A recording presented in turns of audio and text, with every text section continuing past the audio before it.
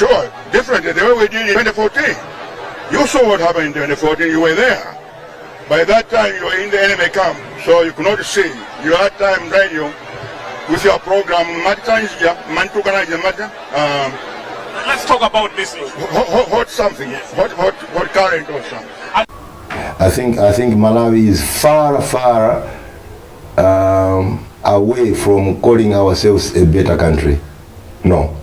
Ndezija ndimanena zija until today ine ndikulira ngati mwangamo. I think I'm not alone kuti Malawi tikadali pangozi mkaka mwagwera benchenche yomwe icha mutani noso mbirira ni mali ndipemphe achinyamata mwina maposta zanu awerenga kale anthu ifeso tawerenga, then you are at peace, then you are at peace. Mutakuzisiya zilibe ntchito tunena kuti atakuzisiya chifukwa taziona kale. Meeting iyi inali ya Central Committee. Ya Central Committee timakhala nawo nthawi zonse. Meeting ya Central Committee timati tipempheko, this is a reformed party, polemekeza mzimu wake wa Dr. Saulos Chilima ndi zimenenso amakonda kuti chikhale chipani cha achinyamata, achinyamatanso okonda onenanso za kumtima kwawo, achinyamatanso olimba ku chipani. Tikuyamikireni kuti chifukwa cha ntchito yanu yabwino ngati achinyamata mwapangisanso kuchita mobilize achinyamata ambiri. Mmene tikunena pano, mmene tinali ife simene tilili panopa. Ena amene anali ma silent voters aonekera potani poera. Ndeni mangoti ndinene kuti nthawi zina pakakha kuti china chakupingani, please call us, we are your seniors. Tiyimbireni kuti kodi titani kapena tipange chani. Komanso tipempheni kuti nthawi zina muziona kuti kwanu ndikuti ndikunoko. Nde mama uno kunena kuti tikhale ndi meeting from 10 o'clock. Tinana kukhala ndi meeting imeneyi ku area 12 ku residence ya vice president. Chifukwa kuti achinyamata munapita somajo kuti mukatiwerengere zinthu kuti tizione. Mwakhamuti yankhula kuyambira siku limene president wathu anachoka pa dziko lapansi. Mwakhamuti yankhula ndithu. Tinamva ndipo timamva. Ena mati yankhula mwamwano ndiye ukuluwo tikangozola ngati mafuta. Ndiye ukuluwo. Ena mati yankhula mwabwino timamva ndithu. Mipando imene tili nawo ife tibwerezenso. Palibe mpando wina uliwonse umene ali apa amene akupanga ku nyumba kwake. Mipando yonse ili apa ndiye chani ya kuchipani.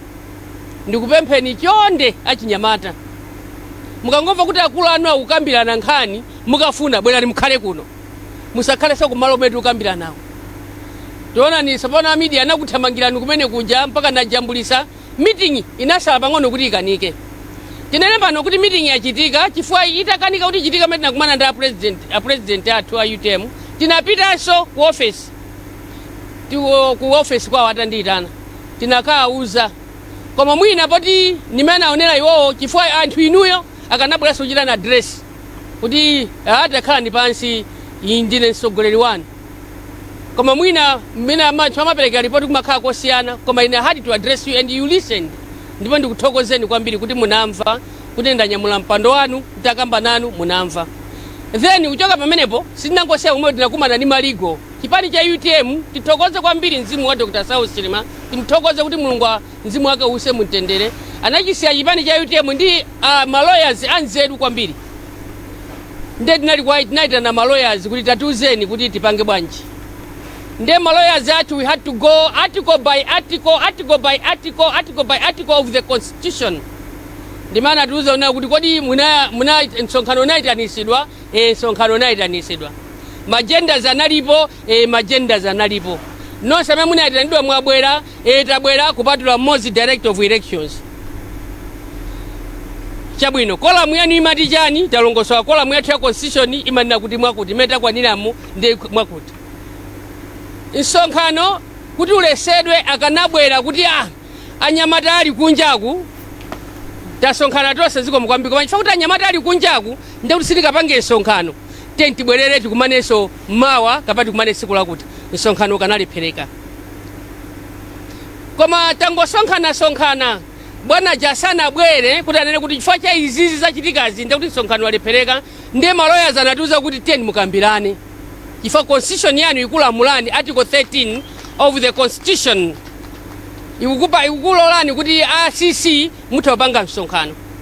komanso mmene timakumana ndi malemu a president athu akakha kuti iwo akuchokapo amachita asaini deputy wawo kuti amalizise msonkhano kuti ine sindikulesesa msonkhanowu kwapota deputy anga alipo would you please chair ine ndikuchokapo ndinapanga zimene chifukwa chake tinafuna kuti tisapite kumbali koma tibwere m'malamulo ake a chipani kuti amati chani. Chimene timafuna tikumane lero timafuna kunena kuti chimwalire na president athu dziko linangoti njee makamaka kumbali ya chipani cha UTM. Asogolera athu a chipani ya ku region ya ku district ya Koswese amangoti kodi ndi chani. Then we were getting a number of calls. Mafoni omapwetekesa kukhutu kuti atikambirana timayembekeza siku la lero limene tinayitana president athu anatetsa msonkhano kuti tikambirane kuti what is it the way forward. Tiyamike pano kuti a president aziko la Malawi chinakomera kuti mpando umene unalipo wa vice president unalochokera ku UTM nde chinakomeranso kuti atengeso mmodzi wa ku UTM kuti akhale pa mpando umene unali wa UTM ngati running mate. Tithokoze pamenepo ngati alliance partner tiyamike kwambiri kuti anatenga amenewo. Ndipo tinayembekezeranso kuti pamene anatenga vice president athu kukhala so running mate kulowa m'malo mwa president wathu omwalira mzimu wake use mumtendere ndekuti akanatisonkhanissanso kuti tikambirane kuti tilowera kuti chifukwa cha gapu imeneja nkonda mwina maripoters mukangotiimbira tithokozenso kwambiri kuti maripoters ambiri nonse ndinu a UTM chifukwa mukanakhala kuti sinu a UTM sikati muzitiimbira m'mafoni kumangotiimbira mamawa masana mazulo ngati manifesto athu a UTM kudya katatu pachani pasiku ndi amangotitana mamawa masana mazulo kodi mukuti chani kuti muti chani. Ndipo ndinachitaso declare, let me declare here, anthu ambiri achinyamata mwalowa ku chipani cha UTM anthu ambiri achinyamata anayamba kulowa ku politics chifukwa cha my ideologies a Dr. Sausima, let his soul rest in peace. Ndipo ndipembedzero lake kuti mzimu wawo kumene uliko uzikhala ukuyendayendabe mwachinyamata kuti asachite mantha asaope asakayike kuti apitirizebe kutenga nawo mbali kumpolitics. Komanso anthu ambiri achinyamata komanso ngakhala akulu ngati ifeyo tinabelanso ngakhale ma dressing code awo a Dr. Sausima ngakhale ndi kusunga ndevu kumene tinabela iwo ma style yawo. Tikunyadireni kwambiri ndipo we declare here kuti wina aliyense amene wasunga ndevu Malawi muno amene ndi wa UTM ndipo tikuthokozeni takulandirani ku chipani cha UTM. Ndipo mupite mukalembese. Chifukwa cha article 13 inatilola kuti ndiye tinafunsa naso pomwemo ndi aligo athu ali momwemo kuti msonkhano tikumane tisakumane wina aliyense ananena kuti tentitani tikumane. Ndipo anatiuza onera kuti article yathu ku 13 iko komanso ananena kuti tithakuita na wina aliyense kuti akhale chair wa meeting imeneyo malinga ndi constitution yathu imene ilili ya Malawi. Tikupemphe na asogoleri ma constitution yathu ya Malawi ya UTM tiziwerenga ma constitution kuti ali bwanji. Komanso tiyamikire tinakambira naso kuti tili ndi political party act ya 2018 imene yonse yatibweresera aloya athu kuti muziona zimenezi chifukwa mmene timayambisa chipani kunali ma trustees ambiri amene tinalipo secretary general president wathu amene wapita ena onse anali ma members. Ndiye kuyambira amene inangodusa hii 2018 political party act sichitaso recognize ma trustees achipani kuti ife tinayambisa chipani kapena ife chipani ndi chathu chinathera pati pomwepo. Ena onse amene mmati ndinu munayambisa chipani ndinu kapena ndine kweni ikuti kwene ndili mmazi. Koma iyi political party act ya 2018 section 12 subsection 4 imachita recognize minimum of 3: the president, the secretary general and the treasurer general. Ndiye chifukwa cha zimenezi tinali ndi mphamvu yokuti ndiye titani chifukwa tinali ndi ma outstanding issues. Ma standing issues amene tinali nawo analipo ambiri. Ma resolutions amene ndiye tapanga ena tinasiya president asanamwalire zimene timanena kuti tizipange kudikira kuti ikangotha pamenepo tikumane ndi aneki ndiye tazionaso zonsezo kuti zili apa. ndeta onanso zina zili apa tithokozeso constitution yathu inapangidwa kale ili ndi resolutions yofuna kuonjezera mwena ndi ena iliponso menemo imene ili resolution amene tapanga apawa ndi amene atawerenga public secretary apitano ku NEC ndipo NEC tonse tikumana pa 19 July ndipo aloya athu aja ena tinayimbira ena tinainawo pamaso pompano enanso munaona anabwera ena amene ndiye atiuza unena kuti talembereso kalata president athu kuti abwere akhale nafe pa 19 kuti tikamapereka ma resolutions wo aone kuti ali bwanji.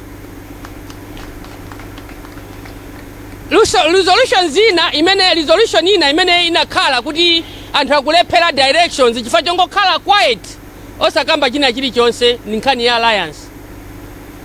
Ndi alliance imeneyo resolution imene takambirana kuna kuti pali ife sitikudziwa china chilichonse tangokhala sinauzidwe china chilichonse mwina kusauzidwako nkona kuti mwina anthu achoke ku alliance.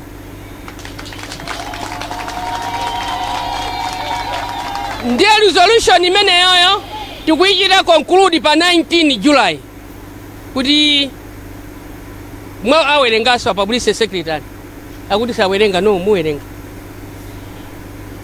zimene ndikunena ine siza Patricia Kaliati koma ndi za chipani ndikunena zisa Patricia Kaliati mpando ndinawo ngati secretary general ndi wa chipani titakumana maliro ataoneka tinawerenga statement imene chipani chinalemba ndinawerenga ngati secretary general ndipo yachichewa anawerenga public secretary koma anthu ena manena kuti Patricia sana nene bwino iya ngati kusanena bwino ndi chipani chose chimene sina nene bwino iziso zikukambidwa apazi ndi chipani chose plus ma lawyers wose achani a UTM because if we don't do things without even consulting the lawyers azimene swaziwerenganso onabo Njawala siza Njawala ndi amaya kunyumba kwawo koma nzachani za UTM imangofuna tene pamenepo statement iso amene naiwerengaso ku stadium analembaso onse achipani ndi aneki anachita kundipasirako kuja kuti muwerenge ziti ndiye timangofuna kuti tizinena kuti ena nthawi zina mwamo kuti tikonzeso zinthu tithiremo mchere nteza zikoma timafunanso kumaononga kuti koma wiyi wakuti ambiri amene timene akuiso koma wakuti takhala tikujomba malozishon ena amene akuti amene ali ku NEC ndi ku Central Committee akagojombaso masiku 3 amene anyamuka azitani azipita.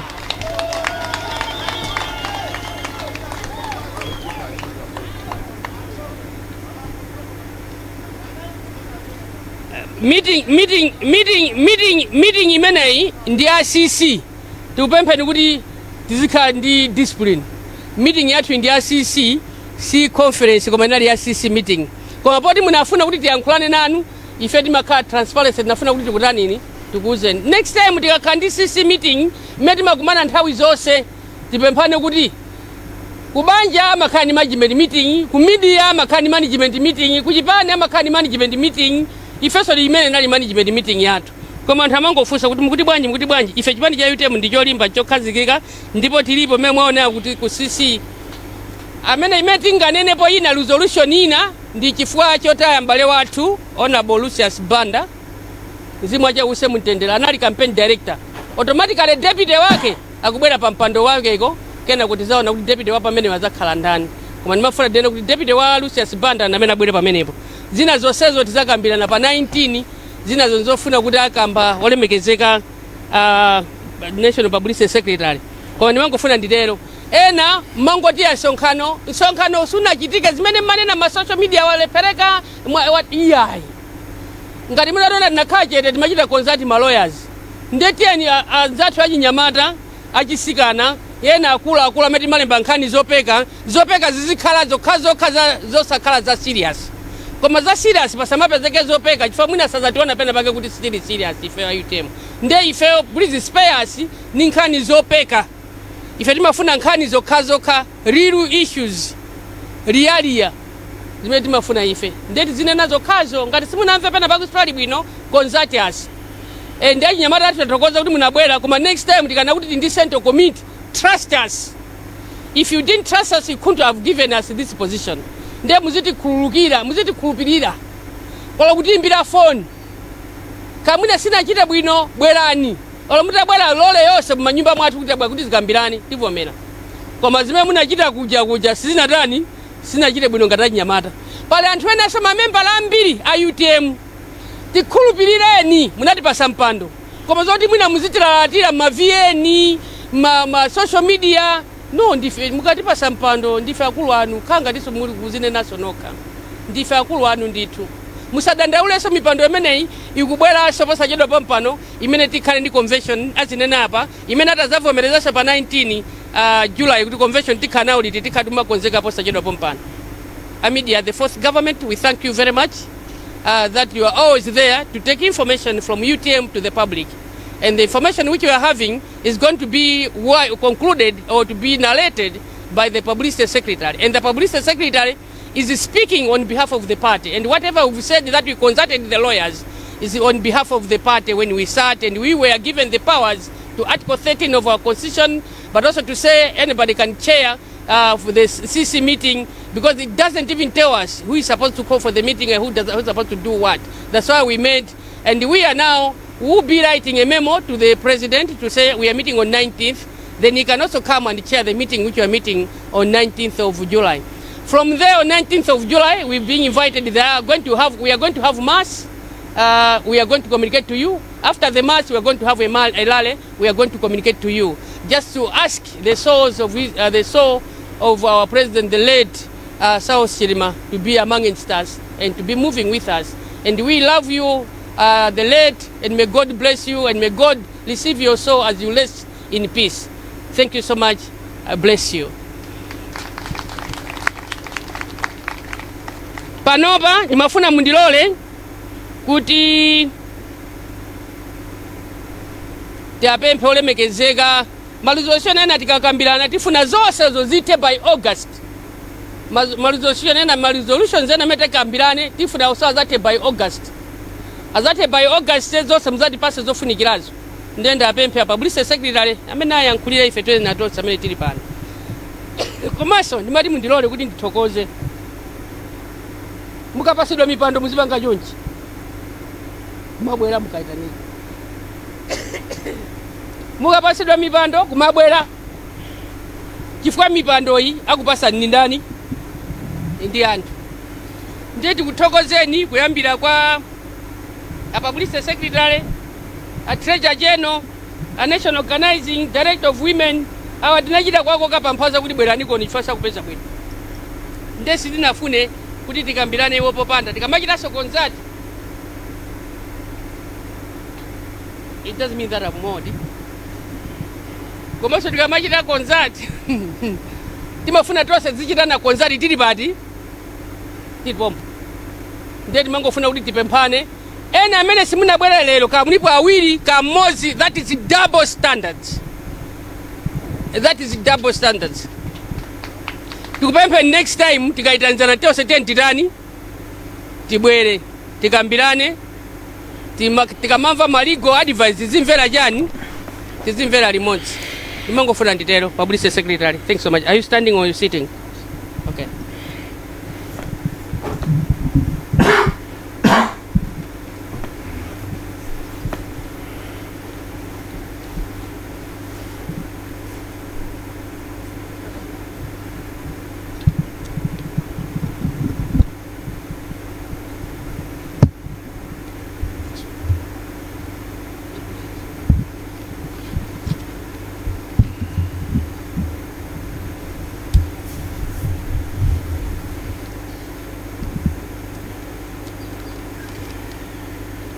Zikomo kwambiri ndithokoze atolankhani nonse amene mwabwera.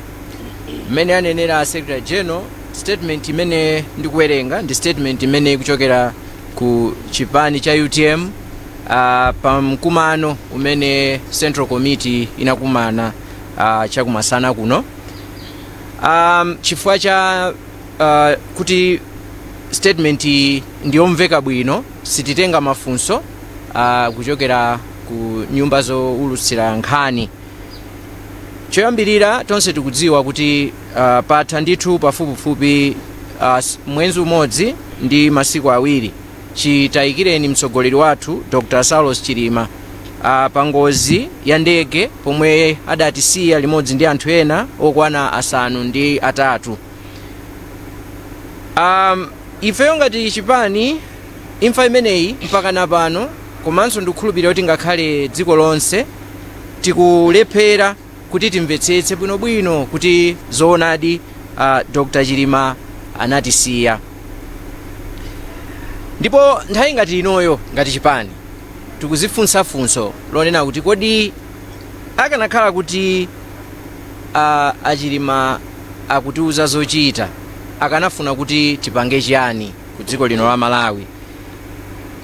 Ndiye ifeyo ndiokhutira ndithu kuti akadafuna kuti cholinga chimene iwo adachidzala mdziko lino chokhumba chimene chinali kumtima kwawo monga mmene adayankhulira nthawi ina pa mkumano ku Mangalande kunena kuti ngakhale iwo atakhala kuti amwalira komano cholinga komanso chokhumba chimene iwo anali nacho tikuyenera kuti tidzachipitirize.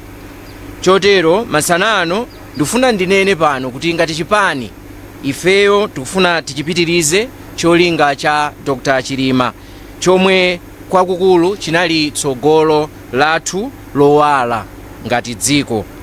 Ifeyo ndokhutira ndithu kuti Dr. Chilima akadafuna kuti tipitirize komanso kumalizitsa ntchito yomwe adayiyamba. Tsogoleri wathu monga nonse mukudziwa anali ndi umunthu, anali odzichepetsa, anali osunga mwambo komanso anali olimbikira pa ntchito. Ife tipitiriza zimenezi pomwe tikupitiriza ntchito yomwe Dr. Chilima adayiyamba. Inu mukudziwa kuti mtsogoleri wathu adavomera kukhala wachiwiri kwa mtsogoleri wa chipani cha MCP Dr. Chakwera ngakhale kuti mtsogoleri wathu anali kale vice president. Ichi ndi chitsanzo chabwino choonetsera kuti anali munthu osafuna zaundekha koma anali munthu odzichepetsa. Kunalidi kudzichepetsa kwakukulu kumene wina aliyense mdziko muno akhoza kuvomereza. Ifeyo ndithu ndi khumbo lathu kunena kuti masomphenya amene mtsogoleri wathu komanso khalidwe limene iye amalionetsa ali moyo tipitirize. Ndi khumbo lathunso kuti achinyamata mdziko muno tonse pamodzi titengera chitsanzo cha Dr. Chilima pofunira dziko lino zinthu zabwino. Tikudziwa kuti ngakhale anali odzichepetsa chonchi koma anakumana ndi zinthu zambiri zopweteka, kumangidwa, nthawi zina kuyankhuliridwa mawu osakhala abwino onyoza, komanso kutukwanidwa ngakhale masana komanso usiku. Koma izizi sizinapangitse Dr. Chilima kusiya kuyang'ana masomphenya amene adali nawo. Polingalira mavuto amene mtsogoleri wathu anakumana nawo ali moyo, ngakhale sanayankhule koma tikudziwa kuti mawu anali nawo. Mwina nthawi yoyankhula inali isanakwane. Titakhala pansi ngati Central Committee imene ili ngati mtima wa chipani, tagwirizana lero kuti kuyambira pamene tapanga chiganizo ichi, ifeyo anthu onse komanso chipani chonse cha UTM tituluke mu mgwirizano wa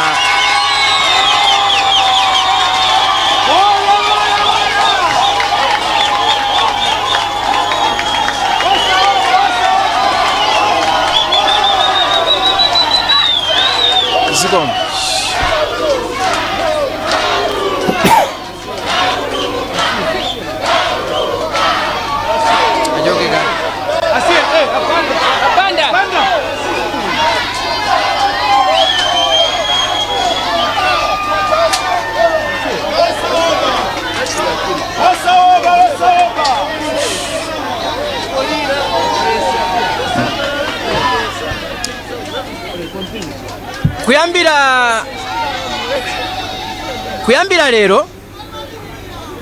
Kuyambira lero kupita mtsogolo, ife ngati UTM maso athu akhala kuyang'ana chisankho cha 2025. Tiyamba ulendo wathu wa 2025 ndi convention imene itakhale mwezi wa Oktoba. Chomwe tikupempha ndi choti anthu onse amene akufuna kwabwino kuphatikizapo achinyamata a mdziko lino, anzathu ku Kenya akumanena kuti ma Gen Z amene ali anthu amene anabadwa kuyambira mzaka za 1995 kufika lero, kuti nawonso asaope, asatope, asafowoke, koma atenge nawo gawo potsatira chipani cha UTM ngati chipani chimene chanyamula masomphenya a Dr. Saulos Chilima. Tikufuna tipemphenso kuti abale onse amene akudziwa kunena kuti nawonso ali ndi maganizo ofanana ndi amene Dr. Chilima anali nawo ofunira dziko lino zabwino, abwere kuti tigwire nawo ntchito limodzi.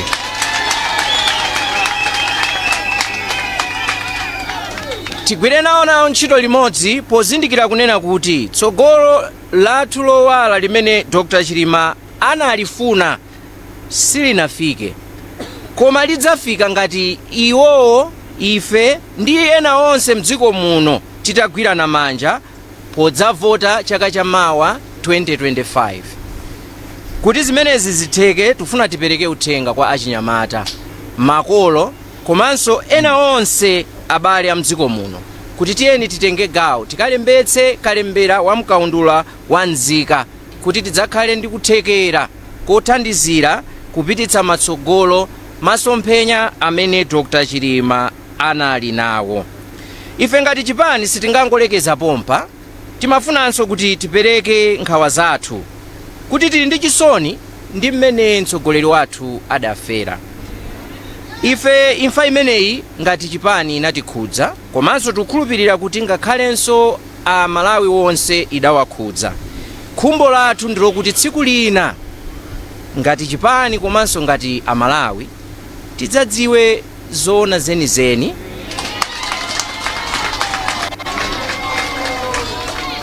kuti chimene chidachitika ndi chani. Chotero tikufuna tipemphe kwambiri boma atakhazikitsa kafukufuku wina oyima payekha amene akhoza kuthandizira kuti akhoza kubweretsa mayankho amafunso ena amene mwina ngati chipani komanso ngati mtundu wa Malawi tili nawo. Ndi mawu amenewa ndithokoze kwambiri atolankhani nonse mmene ndanenera, chifukwa chokuti tawerenga mchichewa ndiye sititha kuyankha mafunso, koma tikufunireni zabwino zonse pamene tikubwerera, komanso tipereke uthenga kunena kuti ndithu tiyeni tonse tigwirane manja mdziko lino la Malawi. Tamulira mtsogoleri wathu Dr. Chilima, koma kulira kumeneku kudzakhala kopanda phindu ngati titapanda kutenga nawo gawo kukwaniritsa masomphenya ake. Ambuye akudalitseni nonse, zikomo kwambiri. Nthawi ino mundilole nditane mayi Nazitwere kuti atitsekere ndi pemphero.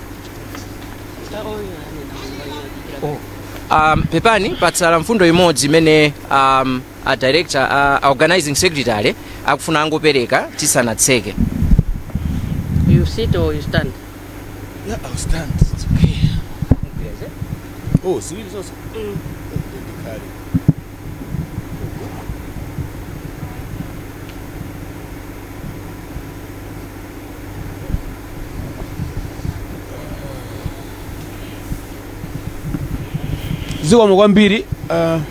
zikomo kwambiri anzanga nonse muli kumbuyo kuno mosogozedwa ndi a Secretary General a chipani chathu cha UTM.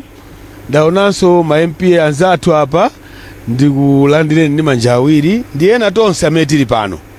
Ine ndangobwera ndi message imodzi ngati National Organizing Secretary wa chipani chimenechi cha UTM, kunena kuti midzimu tili ma structures athu kuchokera ku Nsanje mpaka ku Chitipa, ndipo ma structures amene wakudziwa kuti kuli National Organizing Secretary, kuli Secretary General, kuli Publicity Secretary ndi akuluakulu onse amene mukuwaona kumbuyo kuno. Pakabwera wina wachilendo kunena kuti akufuna kupanga msonkhano ndi anthu a UTM, please tidziwiseni, tikuvomerezeni kuti msonkhano umenewo ndiololedwa kapena osaloledwa. chifukwa pano poti kuona anthu ena amakhala phe mpaka bwana athu achilima mzimu wawo use mumtendere atisiya ndayamba umatulukira kupanga zinthu zosaziwika ndiye kuli mafoni so akupita m'mizimu ife timakana za divide and rule ngati munthu yafuna kukhala wa UTM adzere m'machannel a UTM tikhalire limodzi tipite chitsogolo ndimangofuna kupempha zimenezo akuluakulu zikomo kwambiri.